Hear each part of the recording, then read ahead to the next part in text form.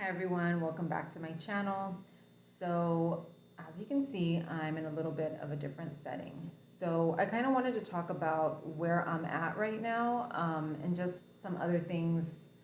I guess something that kind of happened today. Well, not really something that happened, but you'll see what I'm talking about. So I think I might have mentioned it in some of my previous videos that I was considering going out of the country for medical treatment.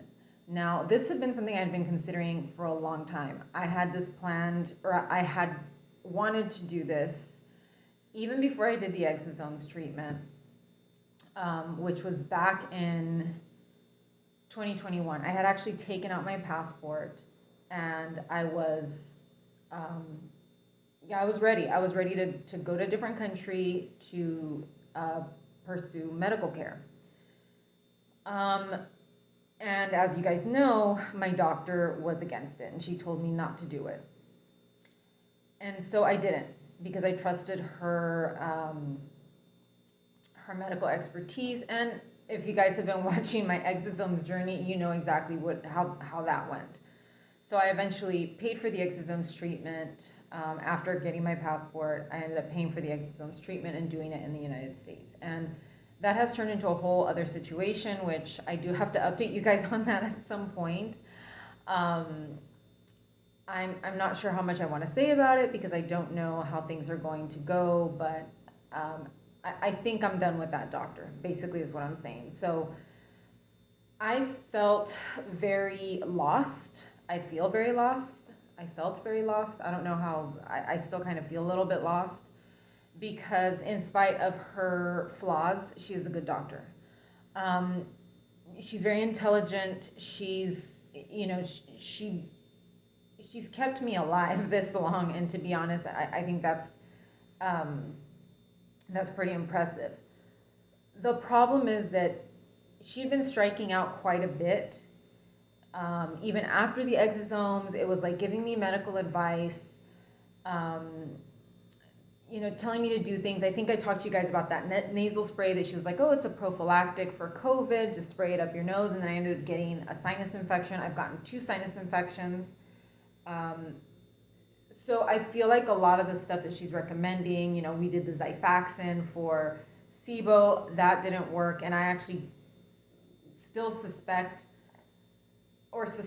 that I wasn't dealing with a straightforward case of SIBO. And she didn't want to do any testing for SIBO. She said it's only going to make you more sick, et cetera, et cetera. So I was like, okay, fine, whatever. So I think I'm at the point where I know I can't see her anymore. And then, of course, all the other issues with the money that I paid for the exosomes and her not wanting to refund it unless I, you know, sign off, you know, all of my rights to protect her and these other companies. And so I was just, it's terrible. She's been my doctor for 10 years. I've gone to her for a lot of stuff, but I have a feeling that she's just at the point where she really just doesn't care. She's like, I don't care what happens to you. And so I'm just like, well, you know, I need to find something else.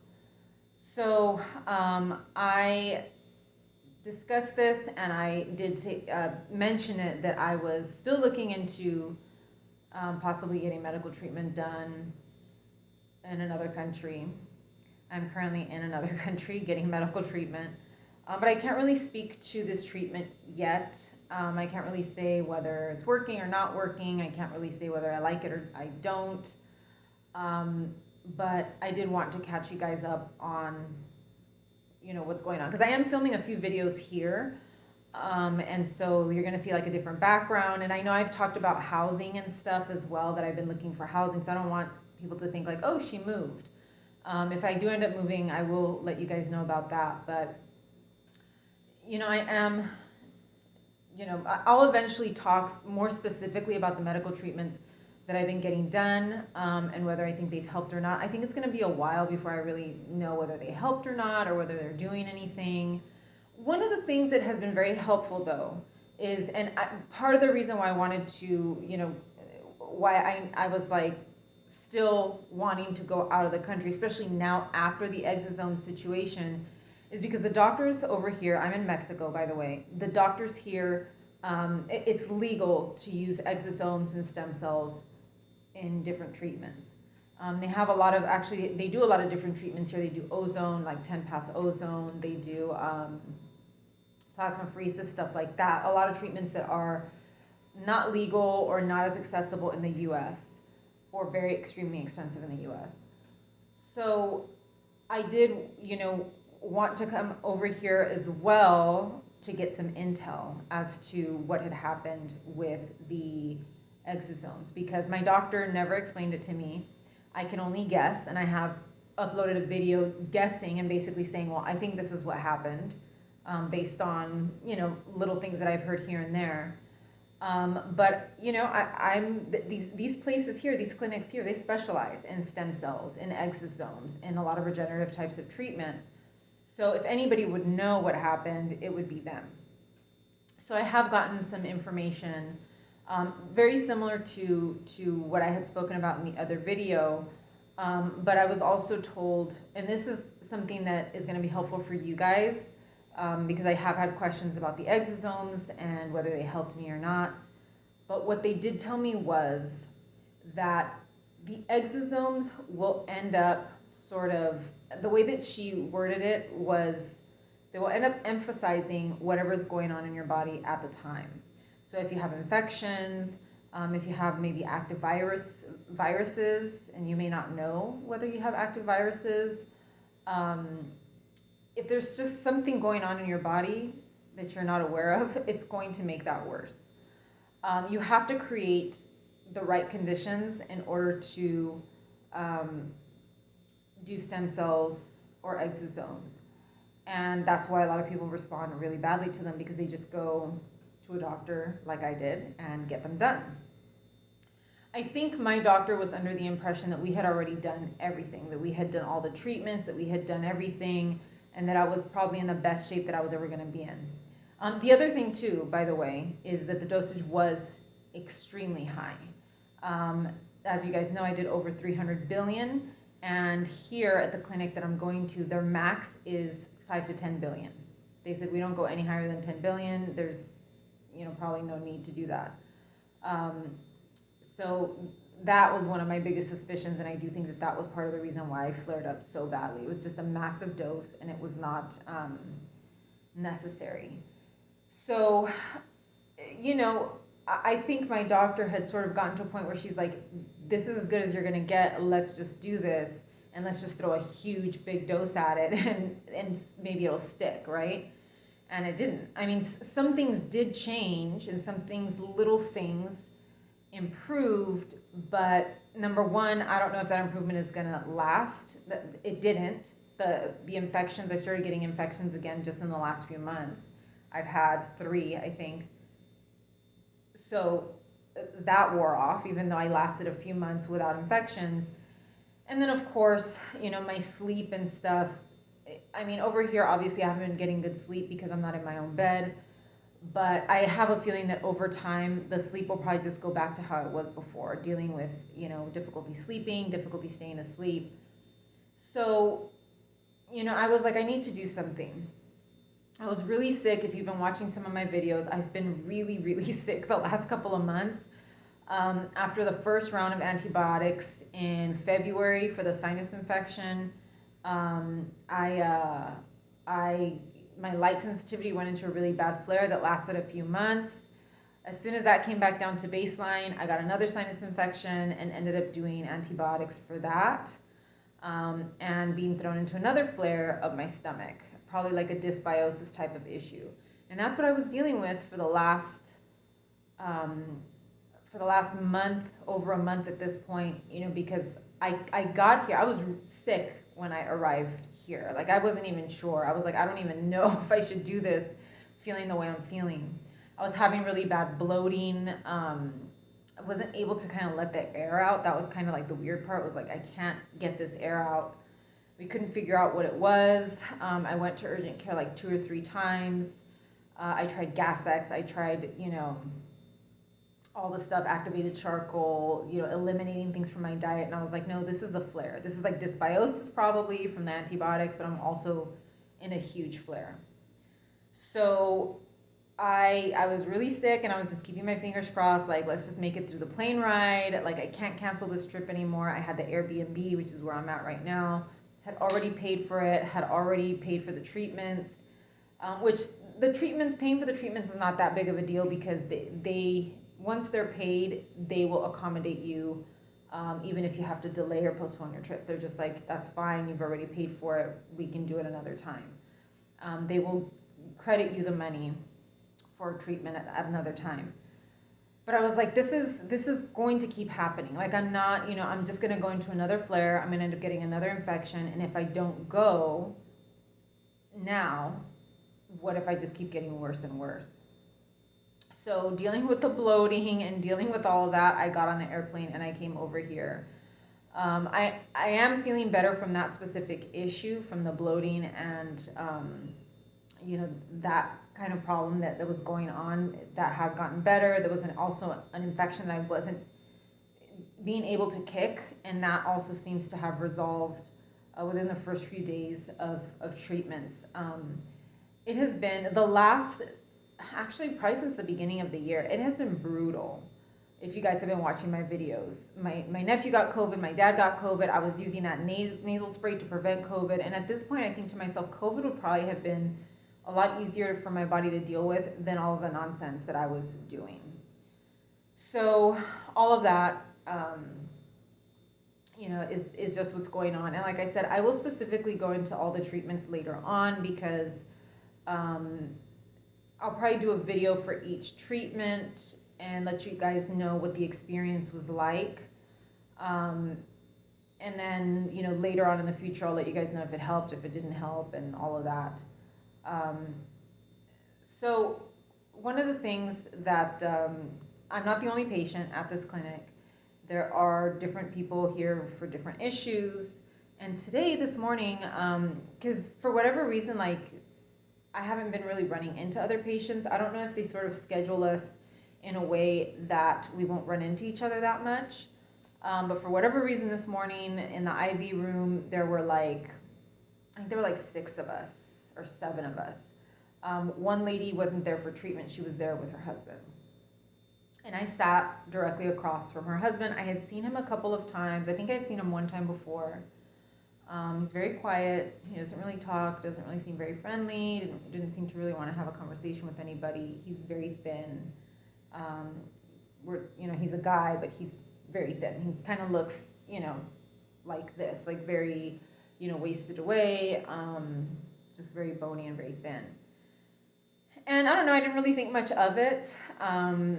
I had seen him that one time. He looked kind of unfriendly, and so I don't start a conversation with anybody, especially because I'm not feeling good either. Like, I've had my issues getting my IVs done. I've had nausea. I've had, headaches. For me, it has not been a pleasant experience. Other people with cancer, they just fly through their IVs and they're just like, whatever, they seem to not have any issues or any side effects. So yeah, I sat across from this gentleman, and his wife she sat next to me, and so, we all started chatting for a little bit. There was so many of us and lots of chatty Cathys this morning in the IV room. So I kind of joined into the conversation for a little bit before I had to cover my eyes, because I need to cover my eyes because obviously the room is lit because there are a lot of people in there, and they have to put lines in us to get the IV started. So they need to have plenty of light because they're sticking all of us.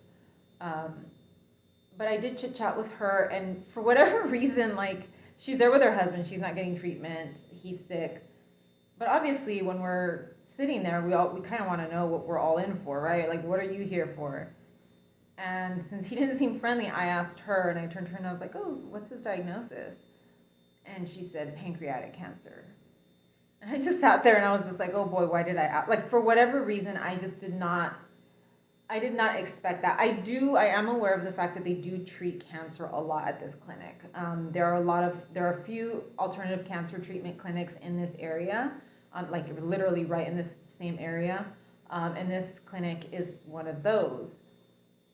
And I know what you're all thinking, why would you do that? Why would you treat cancer with, vitamin C or whatever? But I'm not gonna knock it. I can't really say anything because I've tried all sorts of treatments and I failed everything. So, um, I just, for whatever reason, I kind of just sat there and I was just like, oh, like I should not have asked that. And especially to right in front of him, like I don't know if he heard us, but I did not expect that she was gonna say that. I figured that it was gonna be something along the lines of like Lyme disease or some kind of something like that because he was so thin, and I associate, my weight loss because of my illness, same thing. But as many of you may know, weight loss is actually a symptom of like the end stages of pancreatic cancer. They do treat cancer a lot in this clinic. They have treated it successfully, but pancreatic cancer is one of those cancers that, is not really treatable. I don't think in any way, whether it's conventional medicine or alternative. And so yeah, we exchanged a few words. We talked. She told me, how he was doing, that he's kind of up and down. And then I think another lady's recovering from cancer treatment. So she's doing these treatments to kind of recover, I think, from chemo and all of that. And then there was another lady that had, I think, a tumor on her kidney. But I don't know if it was like a non-specific tumor or if they did find cancer. I think she was saying that it was just a tumor and she did not want to get surgery or anything for it. She was just going to try to treat it naturally. So I was like, okay. So I was sitting there and I was like, wow, I'm the one with Lyme disease here. I told them I had Lyme disease. Obviously, there's like autoimmune issues, things like that. But it stuck with me. I left and I just could not stop thinking about this man. I think he was on the phone for a little bit while we were there, but for the most part, he's quiet. He doesn't really say much. I think she brought him some food for a little bit, but also people with that type of cancer do lose their appetite, which is why they drop weight so much. And it just, I came back to, after I finished, I think it was the first one to finish my IVs, because if you have cancer and stuff like that, the dosage of vitamin C and stuff like that has to be really high. So I would think I had like a 25-gram IV. The other lady with the kidney tumor got like 100 grams, like this. It's this gigantic. It looks like a water bottle of like vitamin C. So I finished, and I was the first one to leave, and I just could not stop thinking about that gentleman. I was so heartbroken because you could tell he doesn't want to talk to anybody. He's just sitting there, and pancreatic cancer is one of those diagnoses that is just, you basically know what to expect. And I sat there, and I remember I was sitting across from him. I had my eye mask. After a while, other people started having conversations, and I was able to put my eye mask on because my head was hurting, and I just couldn't stop thinking about it and thinking, you're sitting across from this person, and you don't know what's going through their mind. They're probably horrified. They're so scared because they don't know. Well, I can't say they don't know because they know what's going to happen. Yes, they're trying these alternative treatments and they're very hopeful. His wife was saying, we're very hopeful. He's been up and down, but there's so many new treatments. She was telling me about some of the other treatments that they were going to do for him. And she was very positive. She was taking care of him and, bringing him food and, doing her best. They were like night and day. She was very positive, very friendly, and very conversational. And he just was not, he just kind of sat there and really didn't say much. But I just couldn't stop thinking about it, that he, what must be going through his mind, what those emotions, that you must be feeling in that situation. And I don't know, there was just something about it that just really stuck with me. And I just can't, I can't let it go. So, I think, I might actually make another video and go more specifically into my thoughts when I came back. I was, I've been fighting back tears, the whole day, because I don't know why. I just did not expect that she was going to tell me that he had that. And to be sitting across from someone that maybe losing their life was very poignant. It was like a moment for me where I was like, this puts things into perspective. I actually just recently did a book review. It's a book about a Holocaust survivor, and I talk a lot about this in that book review. But I'm going to go into more depth. I'll make like a part 2 of this video and talk about, you know, some of my thoughts when I was sitting across from this man and when I came back to the apartment here.